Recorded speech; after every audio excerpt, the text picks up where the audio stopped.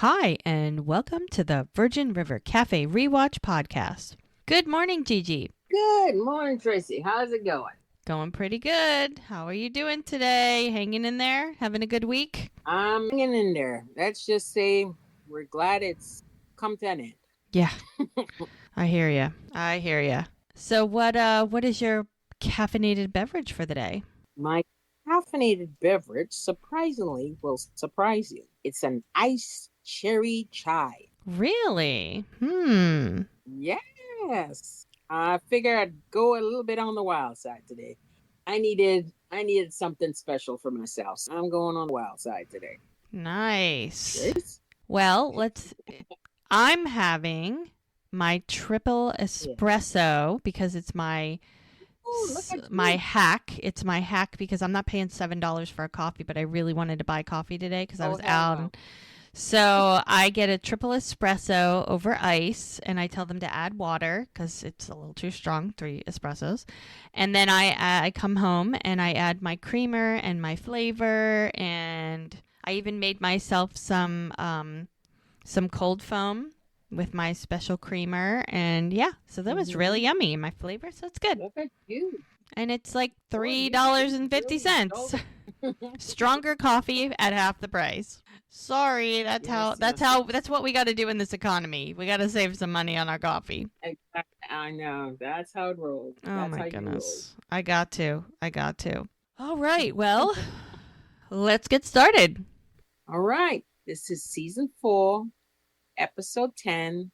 It's called Fire and Rain.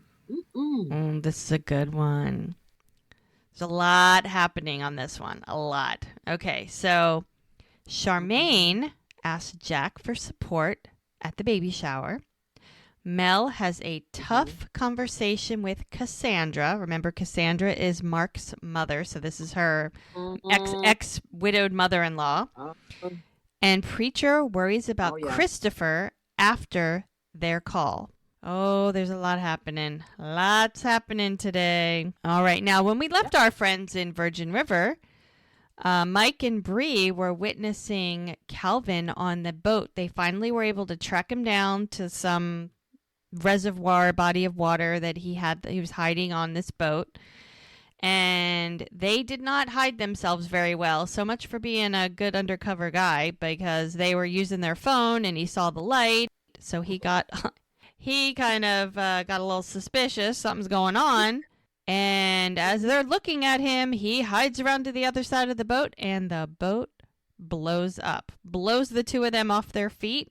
And all we see is a flaming, floating boat. Goodness. So, of course, Mike is like, Bree, are you okay? And she's like, my ears are ringing. And he's like, okay, well, it doesn't look like we were hit with debris. And he's trying to help her up. And in the distance, they see the boat, and there's nothing left of it. There's literally burning debris floating in the water. And it's like, great. Now what? So it seems that it's the next morning, but it's not, because it's 1 week later. Now, it's only been about a handful of times where they let you know how much time has passed, because we're so used to not missing a second. The next morning, whatever. Occasionally it'll be like 10 days later, 2 days later, whatever. This is the 1 week later, ... Love that. Charmaine has come to the bar, and she is having a little chat with Jack. And apparently they are discussing the baby shower. Now, this baby shower, originally, I believe Charmaine was going to have it at the B&B, and then her aunt from Oregon had decided to throw it for her. And I think they said one of the hotels or somewhere had an opening. And so now it's this like shindig. I thought it was that she was supposed to have it at the country club, but they didn't have any room for her. Originally she wanted it because she was touring the B&B. Remember, she ran into Joellen and she was giving her a tour, and then that's when she found out that it was the I boys. remember that. Yeah. Because she's like, because the country club was booked, so she was looking at the B&B, and then I guess they got an opening, and so she wound up being able to have it there anyway, which is what she really wanted. Yeah. Well, Todd wanted it there anyway. Ah, well, you know, Todd. He's such a special guy, isn't he? Oh, he's just whatever mother wants. Yes. Now, while Charmaine is having this little chat with Jack, she's like, I can't believe that Todd's gonna miss the baby shower. So apparently Todd has somewhere else to be. Apparently so. And Jack's like, I'll be there. I mean, I'll fill in. I'll do whatever you need. And she's like, really? And he goes, well, I mean, it's almost as if she's treating him just like another guest, not like the father of the baby daddy, which is so weird. I mean, it's like she's, it's her and Todd against the world, but until Todd's not there, and then all of a sudden now Jack becomes, oh, can you help? It's just so wrong. She's just so wrong. So he, of course, because he's a stand-up guy, offers to do whatever it is that's needed. And she's like, we're supposed to get there early, and, there's all these things to do, and, to make sure everything is set up. And he was like, just tell me what time. And she's like, well, Todd was going to take notes for the thank you cards and load everything in the car. And Jack's like, consider it done. She's like, thank you. She's like, I can barely get in and out of a chair anymore, so she's really, really needing some help. And, I mean, he just wants to be a part of it. I mean, anything. So he's like, whatever you need, I'm going to be there. And she's like, thank you. And then Mel shows up. Now, in the past, these two could not even be in the same room together without Amen. the looks of like daggers and just the tension in the ranks. Ugh. The tension in the air was thick. It was thick. But just like Charmaine and Mel had a little chat recently, and she's like, she thanks Mel for falling for Jack and taking him away, or else she wouldn't have met Todd. And the only reason that she's even saying that is because Todd's rich, and Todd's paying attention to her, and Todd's giving her everything she wants. Trust me, if Jack all of a sudden turned around and said, Charmaine, I was wrong, it's been you all along, she would drop Todd like a hot potato. We all know that. That's a given. But in the meantime, I think because she has Todd, she's feeling a bit more friendly cordial, shall I say, toward Mel. Yeah. So when Mel walks up, she's like, hey. And Mel's like, hey. I mean, they're just civil. She goes, Todd had to go off on a business trip. Like, she almost feels like she has to explain things because she doesn't want to piss Mel off. Because I think she's seen Mel pissed, and that's really not a good place to be. And she's just like, Jack offered to help with the baby shower, and Mel's just like, She's like, oh, I'm so sorry that Todd can't be there. And Jack's like, we're going to make it work. And she goes, thank you for talking me off the ledge. And so it's like, isn't it nice? They're all working together. It's a rare thing, but she's like, you're welcome. That's good. Yeah, she's like, I bought 2 dresses, and I have to figure out which one I can squeeze into. So she's off waddling away. So Jack finally can turn his attention to the person he really wants to put his attention on. And he's like, so what do I owe the honor? And she's like, I'm on my way to meet Mark's mom in Grace Valley. And he's like, oh, sorry, I didn't realize that Cassandra was today. And she's like, well, it's the only time I had available. And he's like, well, what is she actually up here for? And she's like, I don't know. She's got appointments in San Francisco, so she flew in. And she's like, between that and work, and she's like, I'm gonna be late for the baby shower. I mean, not that she really even wants to be there, but he's like, look, don't worry about it. Just remember what Doc said. Limit your stress. It's like, I love what she says. She looks at him, rolls her eyes, and she's like, Cassandra's not gonna make that easy. And then they're like, let's go talk in my office. So the two of them, they have to hash this. So they're very, very cute. The two of them just sitting on the couch. And he's like, so, would it help if I like go with you to talk to Cassandra? And Mel is like, oh, no. Can you imagine if he were to show up? She's like, if she saw me with somebody else, it would definitely make things worse. And he's like, well, I still don't understand. Like, he's trying to wrap his head around what's going on. He's like, how you, as the surviving parent, wouldn't have full custody of the embryos. Like, what does she think she's going to do? And Mel's like, no, I do. And that doesn't mean that she can't. I mean, people can file lawsuits for anything. anything. Yeah, it doesn't matter. I mean, just because something is true doesn't mean somebody can't try to fight you on it, even if it's just to make your life miserable. And Right. Jack, Welcome to America. right? And Jack's like, "Do you really think she would do that?" And I mean, honestly, I think Mel's at the point where she doesn't think Cassandra would. She doesn't put anything past Cassandra. Oh, hell no. She's like, "Well, she might." Well, it's interesting when she was on the boat, is that when she was talking about her, when she was talking to Mark and having a memory, and has the 1 year anniversary passed Oh already? yeah, yeah. Okay, so there's a scene where she is on the boat with Mark, and he's saying he doesn't want to turn into his father. Yes. He says, I like your father, but Your mother. Yeah. your mother. He goes, oh, and he stops her from going any further. Right.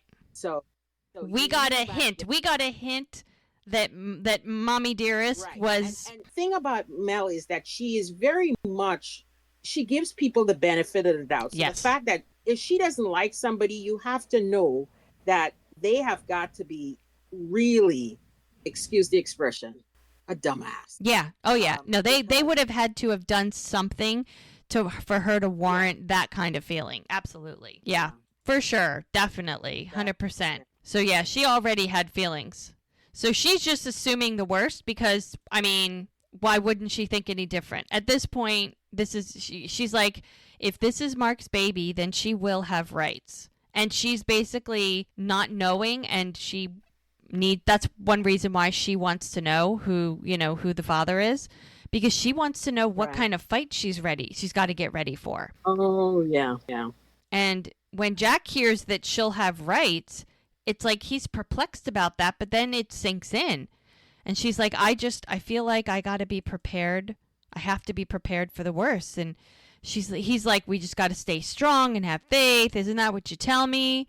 And she's like, yeah. And he goes, hey, look at me. This therapy thing's, it's doing something. It's like he's finally like listening and processing things and not reacting. So, I mean, and she's like, seriously, I'm proud of you for going. And I mean, it's a lot. And so she's like, when is your next appointment? And he's like, well, it's supposed to be this afternoon, but I have to change it because I got to get Charmaine to the shower. And Mel, of course, goes into like doctor mode, like nurse practitioner Mel. She's like, are you sure? Is it a good idea to change your schedule? You should. He's like, I'm not trying to get out of it. I just need to find a new time to do it. She's like, I'm not saying that. She goes, but consistency, it's important, especially at the beginning. And he's like, look, I'm giving it a go. And she's like, I know, that means so much to me. It's so cute. They're laying on the couch, like she's laying on him. And she's like, I'm so glad that you're doing this. And I mean, they're finally in a place where he's dealing with his issues in such a healthy way. And like I've said before, this is one of the rare shows that actually talks about people in therapy, going to therapy, why it's important, healthy ways to deal with your issues.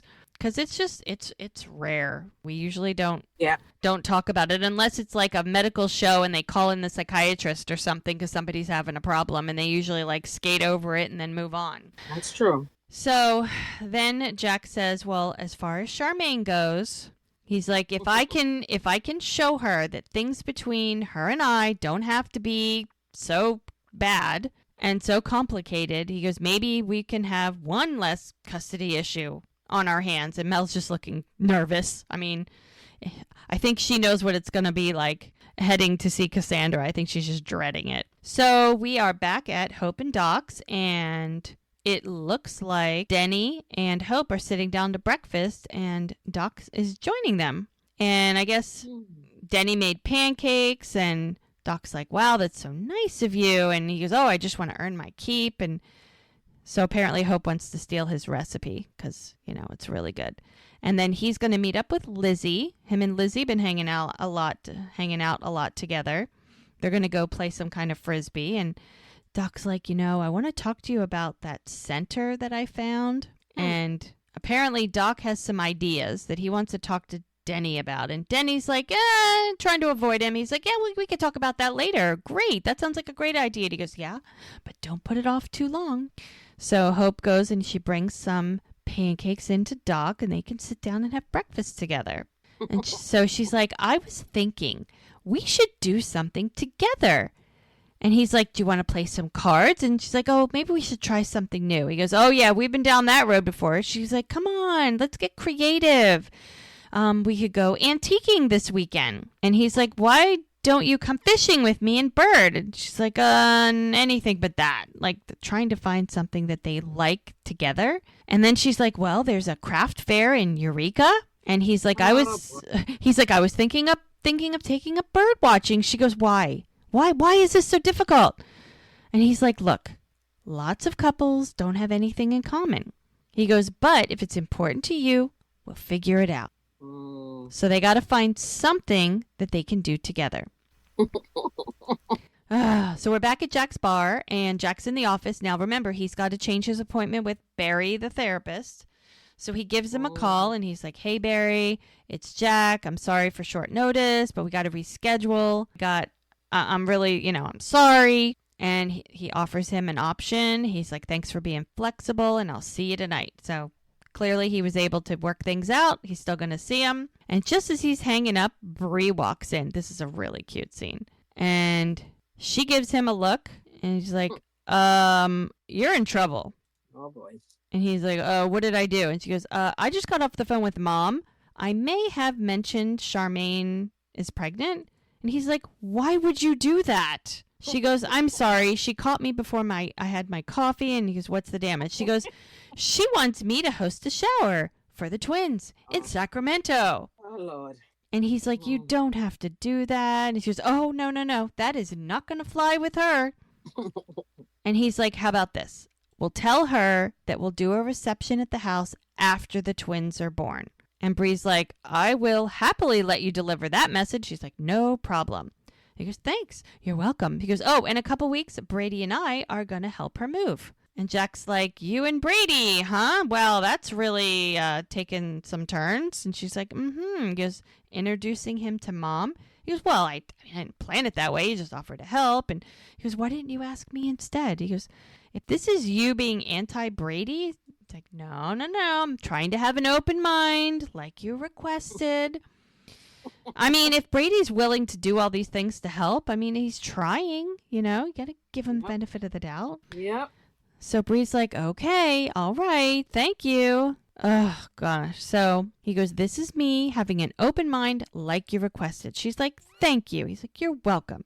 She goes, I might take you up on that help. She goes, well, if you're there, she'll be less focused on everything that I'm doing wrong with my life. He goes, she's not that bad. She goes, last time I saw her, she told me I looked well fed. And they start laughing. She goes, oh, yeah, laugh it up. He goes, Dad was just telling me that he's thinking about coming up here for Thanksgiving. And Jack's face drops. And she goes, I'm going to leave you with that. And he goes, wait. She goes, gotta go. Sorry. See you at the shower. And Jack's like, no. Call him back. She's like, bye. Now, remember, Bree handles the dad and Jack handles the mom. Yes. So they clearly don't want the other one's favorite parent because... And I don't know if anybody else does this because in my family, we do the same thing. I hate to say that. It's clearly... Somebody's in charge of somebody. Exactly. Handle my dad and the others handle my mom. Yeah. It's simple as that because the personalities are way too strong on the other side. Sometimes it's just easier to divide and conquer. Yeah. Well, the balance, it's a good balance. Let's just say. And you want to have the parent handled by the best person that can handle them. Because you're trying to avoid conflict, which is what that is happening there. If you are better with one parent that will avoid conflict, it makes the message or the situation you're trying to handle with them so much easier. Oh, yeah, 100%. Jeez. Absolutely. I mean, it's too much. I mean, you can't handle both of them. So you just seriously, divide and conquer is the best way to go. Oh, yes. So Brady is rolling up on his motorcycle because that's what he does. Mm-hmm. And right behind him Oh boy. is Melissa, who's in charge of the Mm. Emerald Lumber operation. She's like, Brady. And he's looking at her like, how do you know where I live? What are you doing here? She says, I came to pay my condolences. He goes, Calvin is Mm. no longer with us. And he's looking at her like, what? Mm. And he's like, I don't care about Calvin. She's like, good. She's very smug looking. She goes, the shipment is almost here, and now that Calvin's gone, I need you to play an active role in distribution. And he's like, look, I already told you that I'm not messing with the drugs. And she goes, well, if you're smart, you'll fall in line. She's like, Calvin wasn't smart. She just kind of glares at him and walks away. And Brady's like, oh, crap. Like, the look on his face is like, how am I going to get myself out of this? Because he's secretly working with the police. Yeah. But not it's going to be really hard he in a way he wants them to start moving the drugs around and get more involved so that he can catch them on it, but it puts him in a really precarious position. So Bree is walking out the back of the bar and Mike is there. It's like the two of them are secretly meeting so that they can discuss their undercover work that they're doing. And she's like, so what's going on, what's happening? And she's like, I'm okay. She goes, I was just talking to Jack. And he goes, you didn't say anything about Calvin. She's like, of course not. I don't want to freak him out. He goes, well, the news hasn't mentioned his name. They still haven't found a body. She goes, you didn't tell Brady either, did you? And she's like, I'm worried if he knows, he's going to go right into fight mode. And, and it's like, he's like, basically, we're going to just play along. And everybody's still out looking for Melissa. Now, they don't know that Brady's been in contact with her, and he's not saying anything. And nobody's really seen her. So Mike is doing the best that he can, following whatever leads he can. And, apparently there was an address in San Diego that they went checking on, and nothing came of that. So he's like, we're just going to have to keep digging. Just going to work the case. You got to follow the facts. And Bree's just getting frustrated. She goes, okay, I appreciate everything you're doing. And she's like, I put a lot of pressure on you. And so they're just going to wait and see what happens. So they're going to keep in contact, kind of on the sly, which is kind of funny. Because most people don't even know that they even really know each other. Yep. So now Mel finally is having this little get-together with Cassandra. Now she's sitting, waiting in a beautiful restaurant, kind of thought. Of course it's a beautiful restaurant. You have to remember, she's meeting the upper crust of a mother-in-law who is an absolute... Yeah, I know. She really is. It's not like she's going to meet her in a diner. Let me tell you, that would not be Cassandra's thing. So. No, not at all. Not at all. So Mel is sort of deep in thought, and Cassandra, she sees her, and now this is where she has to play the doting daughter-in-law. And Cassandra walks up. She says, thanks for coming. And the mother-in-law, Cassandra, she's like, your timing was fortuitous. She goes, I'm only in San Francisco 4 days out of the year. And they give this sort of like air hug in a way. It's just a very uncomfortable hug. And Mel's like, oh, well, that's lucky. Lucky that one of the 4 days you're in San Francisco this year, we get to get together. Mm-hmm. She goes, but I do have to get back to the city by 2 p.m. for my cosmetic procedure. Again, as I said. Yes. Dr. Foster demands punctuality, but he's worth it. And Mel's like, well, this shouldn't take very long. And so she just gets, she is not even waiting for them to bring them water. I think she has water on the table, but she's not waiting for a waitress. She's not waiting for anything. So Mel jumps right into it. She's like, when I saw Stacy last week, she told me something I can't really imagine is true.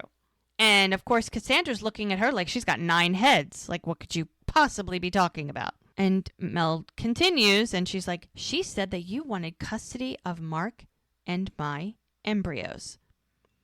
It's like she's just waiting for the reaction. And Cassandra's got her hands folded on the table, and she's like, that's right. Like, it's just a normal thing that we do in life. And Mel's like, I don't understand. And Cassandra's like, Melinda, Mark's passing left an unbearable void in my life. And I had no idea how I would ever fill it until I remembered those embryos. Like, who the hell are you, lady? Like Mel's looking at her like, have you lost your mind? Have you lost your mind, lady? Yeah. Again, a narcissist. Yep. Full-blown narcissist. And then Cassandra continues. She's like, and for the first time since the accident, I felt this glimmer of hope for the future. And Mel is like looking at her with big eyes. And she continues. She's like, I could hire a surrogate and Mark's legacy would live on. And Mel's like, you think that I would let this happen? And of course, Cassandra's got to come back. No, which is why I've hired an attorney. Very smug. Very smug. Oh, yeah. She's like, who discovered through a private investigator that you utilized the embryos? As she very gently puts her napkin on her lap. And Mel just looks at her and she goes, wow, that is completely out of line, even for you. Well, when you're a scumbag, you'll sink as low as it goes. Now, Cassandra doesn't have all the facts, but she's like, am I right to assume you're pregnant? Yes. So smug. And Mel is like, look, Cassandra, when Mark and I started our fertility process, we signed over the rights to each other in case something were to happen to one of us. So in our will, it clearly states that in the event of one of our deaths, the surviving spouse would have full custody of the embryos and any subsequent child. And Cassandra's like, well, you obviously don't understand my situation. Like, the situation has nothing to do with her. She goes, the pain of losing my only son has been excruciating. Like, it's not about you, lady. Oh, she feels it's about her. That's why I said narcissist. I know. And Mel's like, just because you're in pain does not give you the right to come and try and take something that is not yours. And, Cassandra, Mark's heir is my flesh and blood. She goes, and I believe that child should be raised at least half the time by me. I mean, are you kidding me? I mean, that right there, it's like, it's like, in a way, part of her is probably wishing that the embryos didn't work because, oh my God, can you imagine? First of all, she would fight her to the death. She would, she's got tons of money, so it would cost a fortune. And she'd probably wind up losing. And God knows that woman would poison that child's mind the whole time that child was with her. I mean, it would be the most heartbreaking, horrible situation. And Mel is trying to like reason with an unreasonable person. God love her for trying. She's like, I know that you miss him. She's like, okay, I miss him too, and I know that you're angry. And she's like, of course I'm angry. Mark was my angel, and his death was a needless tragedy. And Mel's like, I agree, and I was angry too. She goes, but at some point, you have to decide whether or not you're going to let that anger eat away at you for the rest of your life or let it go. She goes, you need to accept that he's gone, okay? And fighting me over this child is not going to bring him back. And Cassandra folds her hands in front of her on the table, leans forward and says, if you're pregnant, that's my grandchild. She's like, and I have rights. And she throws her napkin on the table, gets up and walks away. And Mel is just like practically in tears. So this is going to be a fight. And this is more reason why she really, really wants to know. Yeah. Well, she needs that paternity test. Oh, goodness. So now we're in the back of the bar, and Preacher is chatting with Mike. And I'm sure he called Mike the second he heard from Christopher to try and get some help figuring out what's going on. And he's like, Mike is like, we're trying to get a warrant to trace the phone call, the phone that Christopher used. And that it's taking time. And Preacher's like, damn it. He goes, well, it's not all bad. He says, a contact of mine has been digging around and they think they found Sally. And she goes, well, did she say why she drugged me? He goes, well, she claimed that Vince threatened to kill her if she didn't help. But he thinks that she knows where Vince is, but she's too scared to say anything. So he goes, maybe they could arrest her for an accessory to kidnapping and try to get her to testify against Vince. And, all that stuff is just going to take time, which they don't have. So he goes, better play is to just wait for her to contact him and get her to a safe house. And, Preacher's just beside himself. That's the first contact he's had with Christopher in so long. And he's like, look, I know it's torture, but we gotta do what we gotta do. He apologizes for not being able to do more. And Preacher's like, dude, I understand. I know it's not your fault, but they gotta just keep each other informed. being supportive. That's really all you can do. So Mike's like, I'll let you know. And Preacher's just like, oh, like this is hard. He finally was sort of moving past, hoping that Christopher and Paige were doing okay, and then this happens, and now Christopher's missing. Oh my. So now, this is the first time we've ever seen this. Bert and Doc are literally in the river fishing. They got their, what do they call them, waist pants, where they have their like water pants up to their waist so they can stand in the water. Yeah. And Bert's like, so how's it going with your grandson? Bet that was a shocker, because everyone knew Doc had no children, so how could he have a grandson? And Doc's like, you could say that. And he's like, actually, it's been a bit of a roller coaster. He goes, he's still a kid, been through some rough stuff. And Bert's like, I'm glad he found you. And so Doc's like, how's Shirley feeling? He goes, well, she's hanging in there. She's tough. And he goes, and how about you? He goes, that lupus diagnosis, it must have affected both of you. And Bert's like, the thing that gets me is there's no cure. He goes, what are we even looking forward to? And Doc's like, I think all we can do is live for today. He goes, there's just so much I want to do. And he goes, like rent an RV and go to the Grand Canyon. And Doc's laughing at him. He goes, well, then do that. He goes, lupus isn't a death sentence. And Bert's like, well, I guess we could. And Doc's like, the truth is none of us knows what tomorrow's going to bring. So maybe things are going to be better. Maybe they're going to be worse. He goes, so it's just up to us to focus on right now. Trying to give Bert a little hope. He goes, and to be thankful as well. Exactly.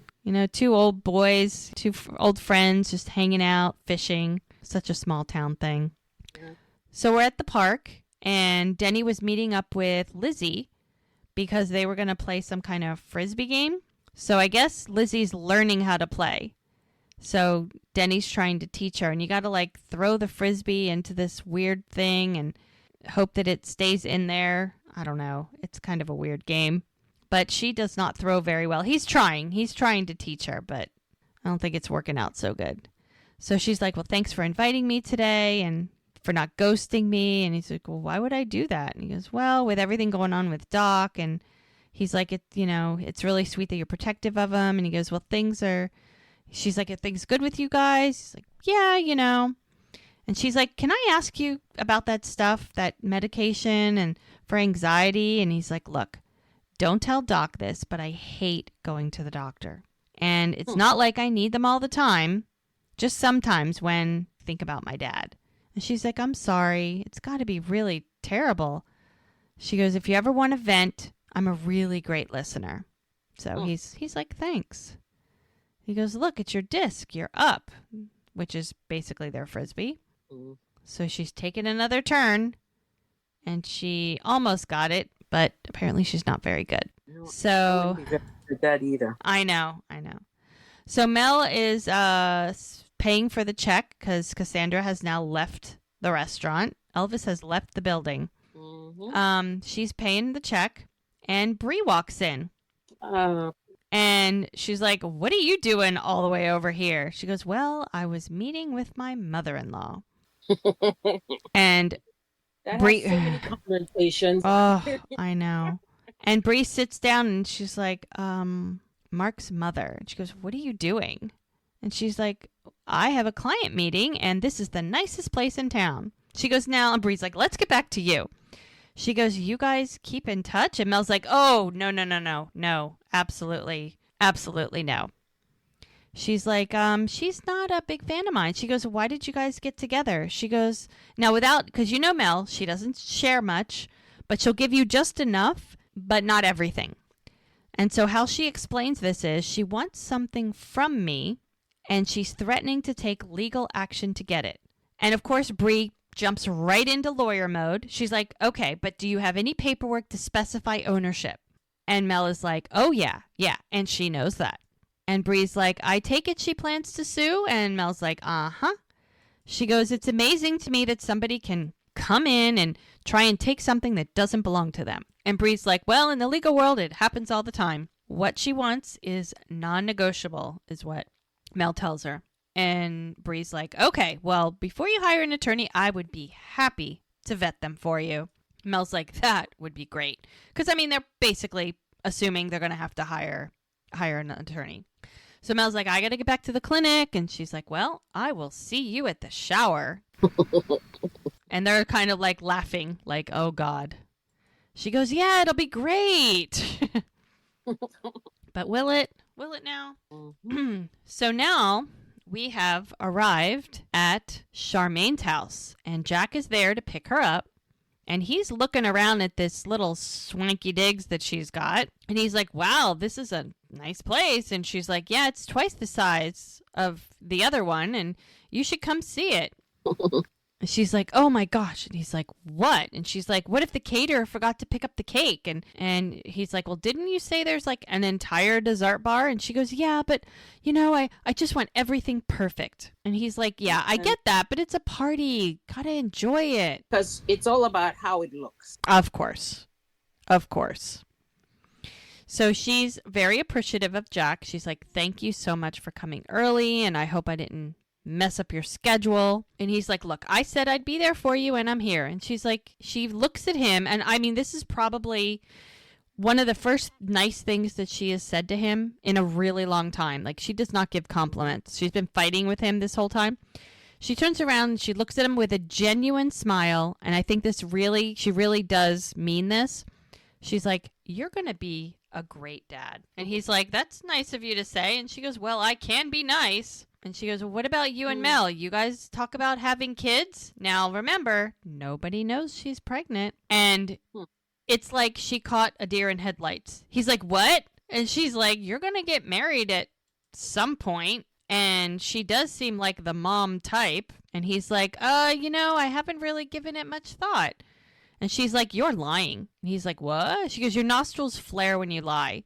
He's like, no, they don't. He goes, yeah, they do. And it's happening.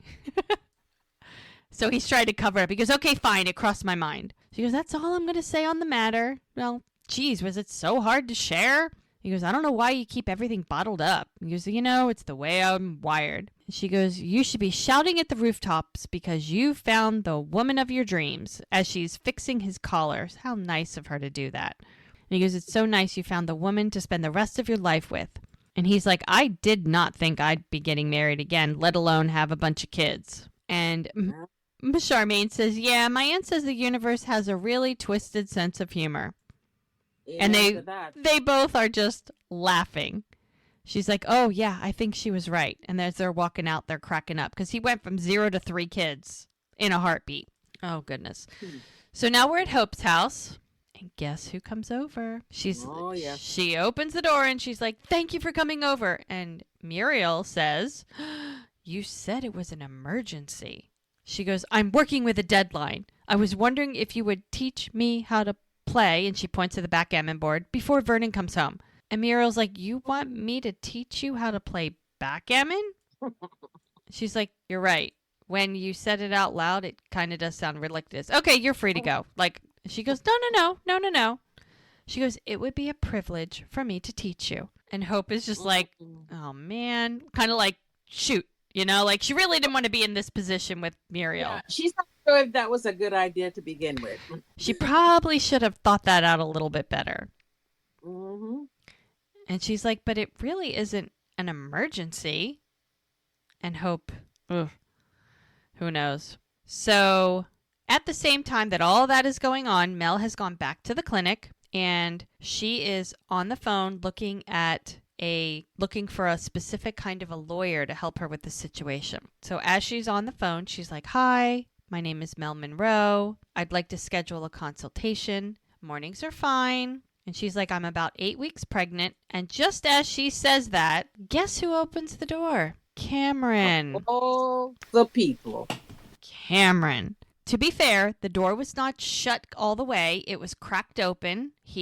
Well, this is the problem with this town. Nobody locks anything. Nobody locks, nobody shuts. I know. Everything's a free-for-all. So what do you expect? People are going to overhear things if you leave it open for them to do that. So Mel's on the phone. She's like, I'm 8 weeks pregnant and there might be an issue with the grandmother. And then he slowly backs out and shuts the door. Now he's looking very uncomfortable standing in kitchen. Now keep in mind, the wedding was a week and a half ago. Mm-hmm. Okay. And he has been making googly eyes, as we say, heart eye emojis at Mel for a couple of weeks now since he's gotten there. Very uncomfortable. I mean, he sort of tried to talk her up with their little barbecue and at the wedding and all of that. And now, I mean, it's one thing that she has a boyfriend or whatever he wants to think Jack is. And it's another thing that people have been telling him that don't go for her. Like, she's not on the market, dude. Like, you need to move on. But now to find out she's pregnant. Now, he has a lot of feelings about Jack. He jumped right in when there was a problem with Jack, when Jack got lost drinking, and Cameron swooped right in to be the knight in shining armor. And he clearly does not think that Jack is a good enough person for Mel. And now that she's pregnant, this does not bode well. This is so he's standing there looking very uncomfortable. She walks in and very surprised to see him. She's like, sorry, I didn't hear you come in. And he's like, oh, I just came in to tell you that Mrs. Douglas is here for your appointment. And she's like, great. She's like, did you just walk in? He goes, oh, you weren't, I should have knocked, sorry. She's like, no problem. Like, she doesn't even realize that he heard anything. He's so uncomfortable. So now we've arrived at the country club, and Jack and Charmaine have shown up. Valet parking, of course. Okay, so this is hysterical because you see what Jack's driving, right? The man has like an F-150 raised truck. Like, I'd need a ladder to get in there. Now, Charmaine is a tall woman, but she was having a little trouble. And he's a very nice gentleman. He jumped out of the car, he ran around, and he helped her get down. And, I mean, he even says, oh, it's a long way down. Oh, my God.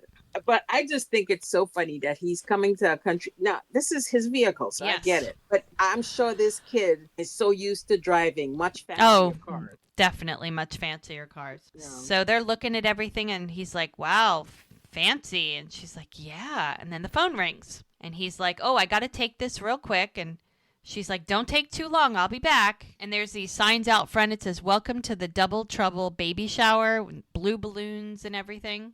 Mm-hmm. And he's on the phone, and it's Mike. And he's like, what's up? And he goes, forensics came back on the knife that preacher found wedged under the sink. And Jack's like, he didn't mention a knife. He goes, yeah, I told him not to say anything in case it was a dud. And he goes, and it's not? And he goes, DNA matches Vince. And Jack is like, well, that makes the DA's case against Brady pretty weak, right? Because it proves that Jack's memories of seeing Vince there, it proves he was there if there's a knife with his blood on it hidden there. Yep. Yeah, it's starting to come together piece by piece. He goes, it's not a lock. He goes, but the DA's not giving up yet. And Jack's like, come on, there's proof that Vince was there and my memory was accurate. I mean, that's really all he was looking for. Right. And he goes, yeah, but Brady was there too. Mm. He goes, but Brady was there too, and he was the one with the gun. And so then all of a sudden, Charmaine is yelling for Jack. Jack, I need a hand with the flowers. Poor Jack. He's just her bitch today, you know? He's like, listen, Mike, I gotta go. We'll talk later. So at the same time, Hope and Muriel are playing backgammon. And Hope is trying desperately. And Muriel is just like, that's illegal. You can't do that. Don't do this. And Hope hates to lose. No, she's so competitive. Mm-hmm. And she's trying to figure out what to do. And Muriel's like, she's like, so what can I do? She's like kind of frustrated because she doesn't know like what her next move will be. And Muriel's like, in backgammon, all the pieces have to go in one direction. And she tries to explain it to her. So you start on the opponent, which is me, at the inner table. She goes, you go through the opponent's outer table, and then you come through the player's outer table. I mean, it's like a foreign language. Hope is looking at her like, and then she says, she goes, even before the accident, I wouldn't have remembered all that.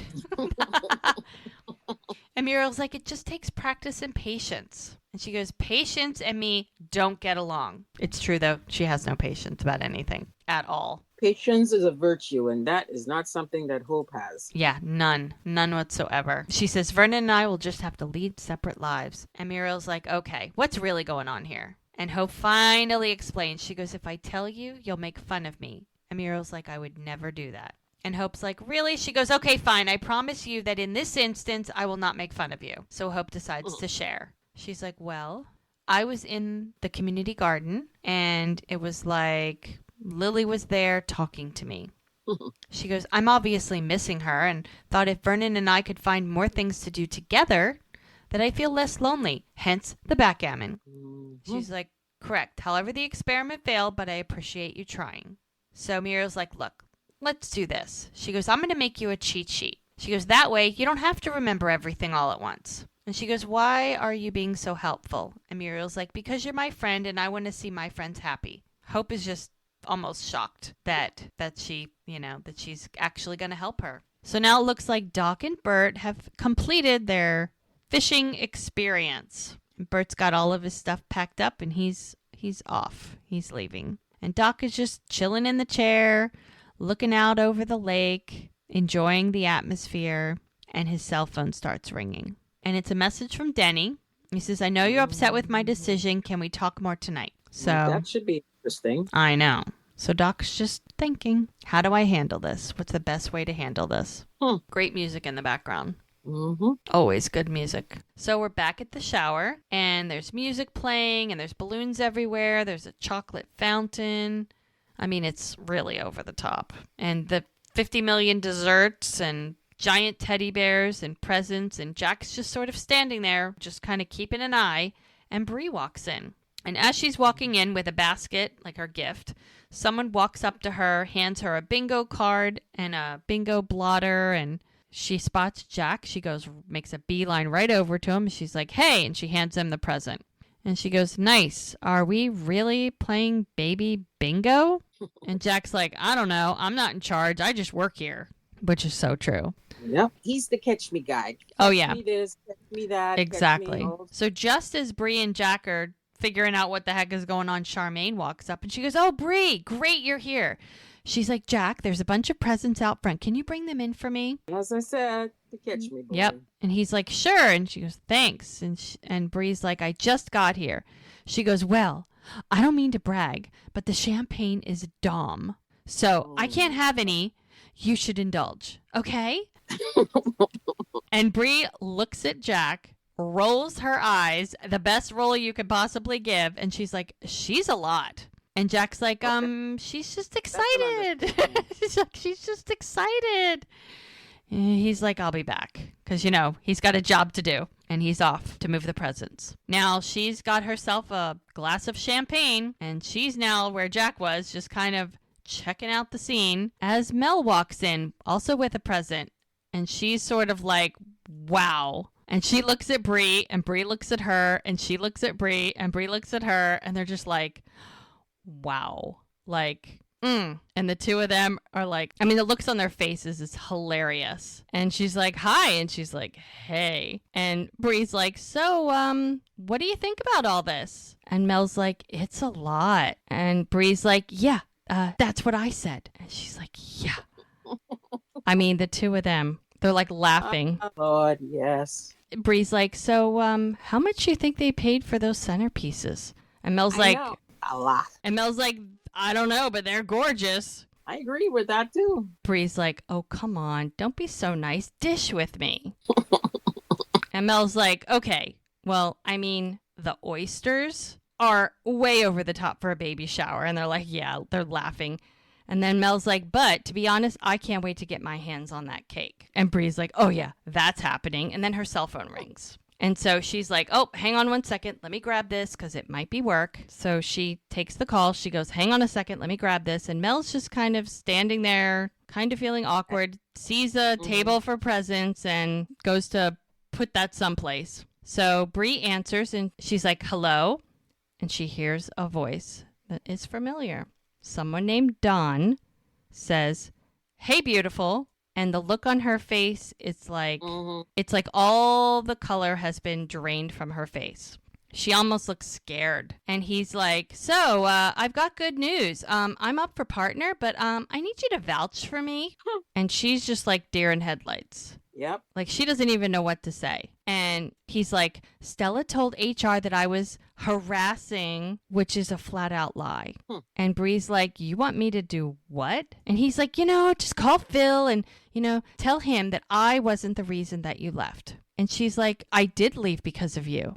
And he goes, whatever you think happened between us didn't. And he's really indignant about it. And he goes, there's some rumors going around about me and I just can't seem to shake them. And she just is like frozen. And he's like, so I need you to set the record straight. And she literally hangs up the phone and she's like frozen. Now Mel's watching this happen and she sees Bree definitely like whole changes happened. And Bree turns around. Now she's going to try to play it cool. And Mel's like, what's wrong? And Bree's like, that was Dawn. And Mel's like, what? She goes, oh my God, honey, let's go outside. And the two of them are gone. They're out of there. Because there is no way Mel's going to let Bree go through this alone. There's no way. So we're back at Hope's. And Muriel is doing a really good job of going through all the how to play backgammon and writing down a cheat sheet for Hope. And she's like, you're really getting it. And Hope's like, I'm losing. And then Hope's like, must you debate everything I say? And Muriel's like, that's not what I'm doing here. And she goes, see, case in point. And I mean, poor Hope. She's literally exacerbated so that she throws herself back on the couch. Like she's just so done. Yeah. Because the thing about it is certain games you have to have a mindset for. Strategy. It's a little strategy. Yeah, exactly. It's one of the reasons I never knew how to play chess. Me neither. Me neither. My husband, he tried to teach me so many times, and it's just not a game that my brain can. I don't want to play. Like I don't want to be that strategic. Like I just don't care. Yeah, I tried. I really tried, but then I was like, whoa. Like backgammon doesn't take as much mental gymnastics, so I can handle that. Yeah. And I can, there's certain games I like to play. Mahjong. Yeah. I love Mahjong. But being Jewish, you yeah. it's part of the DNA. But, yeah. And Mahjong, well, my husband's family's Asian, so they play a lot of Mahjong too, so. Yeah. But I cannot get chess. I just can't. I just don't have the patience to learn. I just don't care. Yeah. Never appealed to me.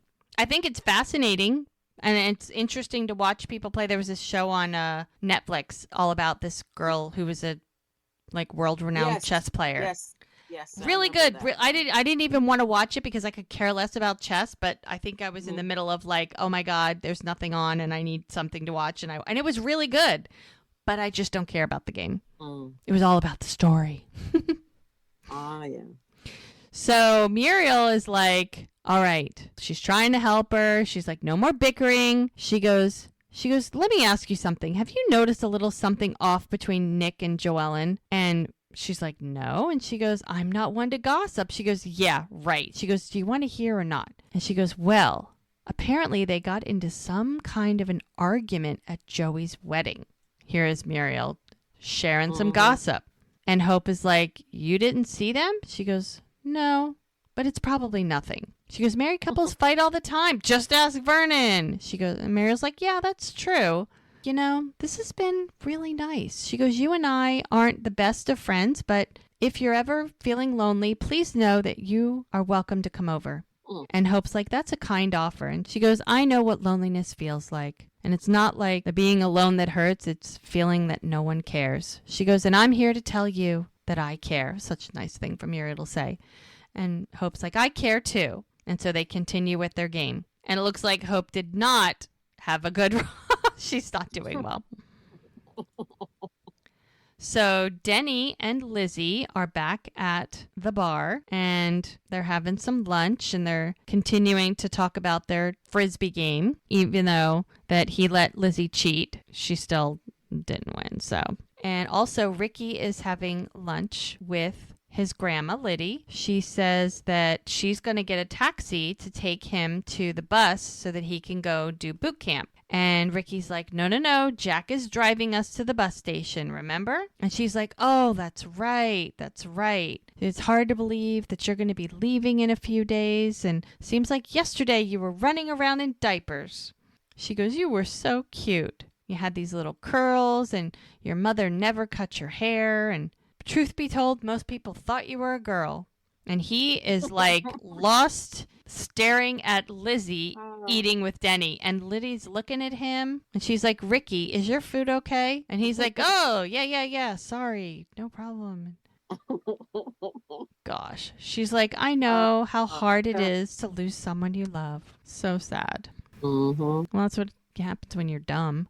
He goes, are you talking about Pop Pop? And Liddy's like, I meant your Lizzie. Like, you didn't know that. But yes, he was the love of my life. We were about your age when we met, and you remind me of him. And he's like, really? She goes, yes, and that's quite a compliment. And she says, I wish he had lived to see you grow into the person that you've become. Just like me, he would have been so proud of you. And Ricky's like, thanks, Grandma. He goes, I owe everything to you, everything you've done for me. If it wasn't for you, I don't know what would have happened to me, which is so true. She goes, you have family in Virgin River. There's Jack and Preacher and Doc and Hope and Mel. They all care about you. So remember, if you ever find yourself in need, you'll always have a home here. So now we're back at Hope's, and it looks like she's trying to set things up before Doc gets home. Just as he walks in the door and he's like, well, did you catch anything? And he's like, not a nibble. And she's like, oh, she gives him a kiss. It's sad. And he's looking at things. She's got it all set up and looking very proud of herself, by the way. And he's like, what's going on here? And she's like, well, he goes, did you set up the board? And she's like, yep. And he goes, Hope, you've never, ever played backgammon. And she's like, well, I asked Muriel to teach me, and I wanted to surprise you. He goes, well, the surprising thing is that you asked Muriel for anything. He goes, well, I lost my best friend, and I've been feeling untethered. He's like, of course. Someone who made a huge impact in your life is gone, and that kind of loss is profound. She goes, it's been terrible, but your support and everything, and I'm really hoping that you and I can find more things we can do together. And he's like, I would like that too, as they hold hands over the backgammon board. And she's like, I love you so much, Vernon. I hope you know that. And he's like, oh, I do. He's like, I love you too. And you did a good job setting up the board. She goes, good. Oh, and I have a cheat sheet that Muriel made me. And he goes, you did all right. She said, I'll answer that, and you decide what color you're going to be. And he runs to get the telephone. He's like, hello, this is he. Uh-huh. Oh, I understand. I'm in the middle of something right now. I'll have to call you back. Bye. She's like, who was that? And he goes, that was our insurance agent. And we are being sued by the man Mrs. McCrae hit with her vehicle. Ooh, yes. And I forgot about it. He's looking at her like, what did you do? Yep. Oh, Forgot about that. right? She was trying to hide it. I don't know how she thought she was going to hide that. Like, seriously. Goodness. So the baby shower is now over. And one of Jack's duties that Charmaine informed him of early on was that he would need to load all of the presents into the car. So that's what he's doing as Charmaine walks out. And she's like, looks like you're going to get it all in? And he's like, well, when it comes to packing a truck, I know what I'm doing. She goes, if it only could magically unpack itself. And he's like, well, when we get back to the house, I'll unpack it for you. And he's like, did you ever hear from Todd? And she's like, nope. That's not looking good for their relationship. And Jack's like, well, I'm sure he's in a meeting or something. And she's like, you were great today. She goes, thank you for taking notes while I opened gifts and emceeing baby bingo. He goes, yeah, it was a little outside of my comfort zone. She goes, but I'm glad that you got to enjoy it. And he's like, I did. And then she's kind of like deep in thought. And he's like, what? Like, oh, God. Like, yeah. She's like, I just feel bad because you're such a good guy. And I want you to know that I will never get in the way of you seeing the twins. You can spend as much time with them as you want. And Jack's like, wow. Thank you. I'm glad to hear that. And she's like, of course. And he goes, but what about Todd? And she goes, he's not going to fight me on it. I don't think Todd cares as much as he says he does. And Jack's like, that's pretty sad. And she's like, well, like he said, you're the dad. And Jack's like, that's right. So I'm glad we finally got that straight. So maybe that's one less case that we need to worry about. Goodness. Oh, boy. Now we're back at the bar, but remember, Bree is staying upstairs. And with that phone call she got at the shower, it really triggered her. It really freaked her out. So she's now in bed under the covers crying, like literally having a full-on panic attack, freaking out. And there's a knock at the door. She wipes her eyes, sits up in bed, gets up.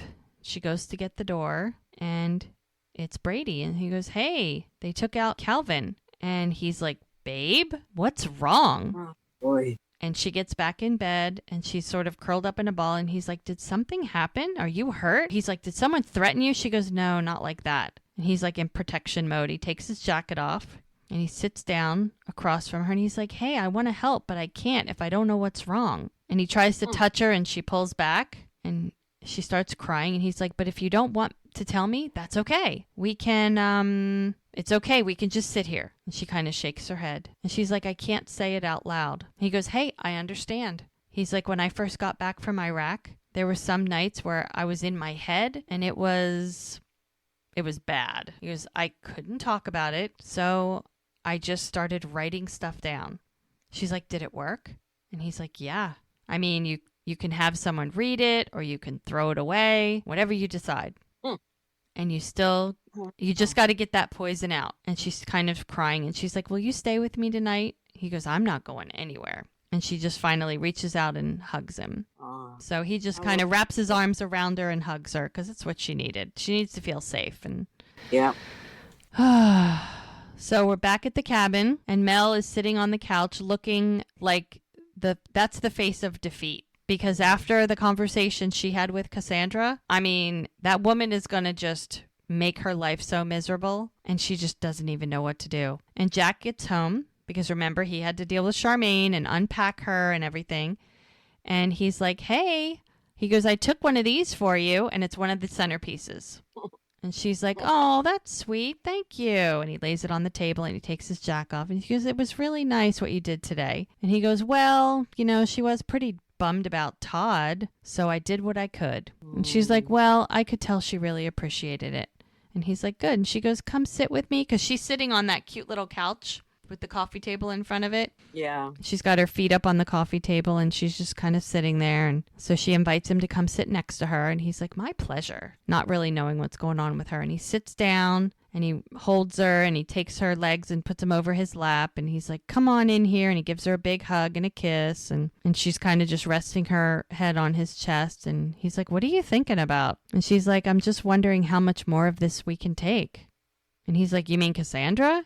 And she's like, when I think about all the time and energy it's going to take for us to fight her with a newborn and twins and our jobs, as he's like rubbing her shoulder and kissing her forehead. And she's like, I mean, God, it's just so overwhelming. And he's just agreeing. He's like, mm-hmm. And she's like, I don't know how we're going to get through it. And he's like, well, now he's going back to just the therapy stuff. We can just take it one day at a time. And he's like, that's all we can do, right? And she looks up at him, and she's like, yeah. It's like she feels like she needs more than that, like that's nice, but it's not enough. One day at a time just doesn't feel like it's well, it's a lot. I mean, yeah. they have so much going on, and then to add insult to injury, now we've got an ex-mother-in-law she's out for blood at this point. Oh yeah, 100%. That's the problem. I mean, do they need to have this extra stress in their life? No, absolutely not. And he's like, I will do anything I can to make things easier for you. And she just looks up at him, and he's like, including the nip. And she stops, and she looks back at him, and she goes, what? He goes, I want to put your mind at ease, okay? And if it gets Cassandra out of our lives, and all the better. And she kind of stops, and she sits up, and she's looking at him, and she's like, I don't want to guilt you into this. And he goes, it's got nothing to do with guilt. And she's like, well, what if you regret it? And he's like, I won't. He goes, no, this is my decision. I'm a big boy. I take full responsibility for any repercussions. And he goes, hey. He goes, I'm going to love our baby no matter what. She kind of smiles like, are you sure? Like, this is what she's wanted. And now, I mean, I think if it wasn't for Cassandra, he could have probably pushed it to not, even if they found out like a little bit down the road, they might have been able to put it off a little bit. But because of this Cassandra thing, it kind of changes everything. Oh, yeah. That puts a different perspective on the situation. Yeah, it's almost mandatory. they can't have that hanging over their head No. for 9 months of pregnancy, Oh you my know. God. Can you Just, imagine? no. She would insert herself in every aspect and just Oh, ruin everything. yeah. So Mel's like, "Are you sure?" And he's like, "Yeah, it's going to be half you. How could I not?" So, I mean, it's just what she needed to hear. Hmm. And the music is really good in the background. And she's like, "Well, okay." And she's like, "I love you." And he's like, "I love you." And she leans over to kiss him. And then he touches her face. And she touches his face. And then he grabs the back of her hair. And, well, let's just say they're going to celebrate this little momentous occasion. Ooh, yeah. This was, I think, voted one of the top love scenes of the show. So it was a good one. I mean, we got clothes being unbuttoned and then she stands up and she drops her dress and he pushes the coffee table back and he's taking his shirt off. It's very sexy. It's gonna get hot in It's there. getting hot in here. Mm. Yeah, it was a cute scene. But the music was really good in the background for that one. So it's late at night. You see the town and you see Jack having his session with his therapist. Yeah. So he fitted in. He's doing it. He's doing the work. And how nice of Barry to work with him. Yep. As they say, you have to, in order for you to move forward, you got to figure out what happened in the past. Exactly. And so that's where Barry comes in.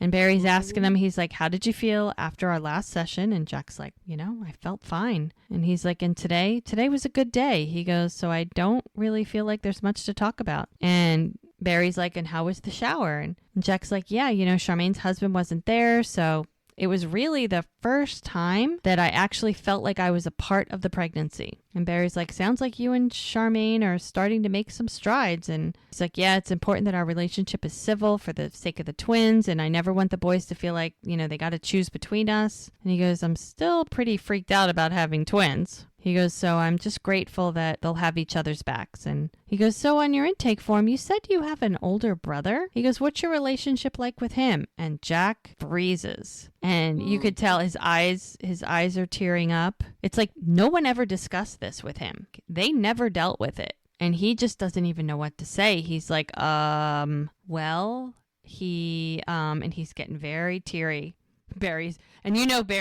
Barry, the therapist, he's like, "Oh, we got a lot to unpack here." Like, just looking at his face, he knows. And Jack's like, "He died when we were kids." And he just looks terrified. So sad. So we are back at Jack's bar. It's after closing and the fireplace is going. So we're back at the bar and Preacher and Julia are sitting there in front of the fire with a glass of wine and she's looking at him and he's like, "What?" And he's like, "You're so beautiful." And she's just smiling. And she's like, "How many glasses have you had?" And he goes, "No, really. I thought the same thing the first time I saw you at the Aikido dojo." She goes, "Well, I thought you were taken. I still can't figure out why you're single." He goes, "Well, I guess it's just not easy for me to open up." She's like, "Well, what about with that other woman, Paige?" He's like, "How were you with her?" And he's like, I'd say that I was guarded." She's like, "Uh-huh." No kidding. "She has a son, and I just wanted to make sure I wasn't messing anything up." And she's like, "And why did you decide to spend time with me?" He's like, "Well," as he puts his glass down, "in addition to you being smart, easy on the eyes." She's like, "Thank you." When Paige left, I realized what I was missing. Someone to share my life with. And I saw you, and something told me to take a shot. Mm. She just smiles and she's like, "Well, I'm glad that you did." She leans over toward him and he's like, "So am I." And they lean toward each other, give a little kiss. And just as they're kissing, knock, knock, knock on Jack's bar door. Okay, you notice nobody can have an intimate moment. Never. Nobody. Yeah. It never. Everyone gets interrupted. Exactly. Everyone. One way or the other. Yep. And he's like, "Come back tomorrow." And there's knocking continuing. And Julia gives him a look like, "Go answer the door." He's like, "Yeah, sorry." She's just going to sit there and drink her drink. Her wine. Exactly. Drink her wine. Yep. He opens the door. And guess who? And of all the people he didn't expect to see was her. It's Paige. And she's like, "Hi, Preacher." And she's kind of looking a little distraught. And we're gonna leave it right there. Because, you know, Yeah, Paige is always looking distraught. oh my. So that's where we end it. We've got lots of cliffhangers on this one. We've got who's the baby daddy for Mel and Jack, and is Cassandra going to fight? And yes, he's now agreed to do the nip, so now they got to go do the test to find out who's the baby daddy. And we've got who knows what's going on. They mentioned something's going on with Joellen and Nick. They were arguing about something. So there's something going on there. It was only touched upon. So I'm sure more facts will come out there. And then all of a sudden Paige is back, like out of nowhere. Like what made her come out of hiding? Does she know that Christopher's missing? Like we don't know who knows what. So it's gonna be interesting. Yep. Folks. Yep. Well, we're just going to have to tune in and find out what happens next. No kidding. All right, folks. Thank you, Gigi. Thank you, my friend. And thanks, everybody, for listening. And come back next time as we continue the saga. We're almost at the end of season 4. Ooh. All right. Take care. Bye-bye.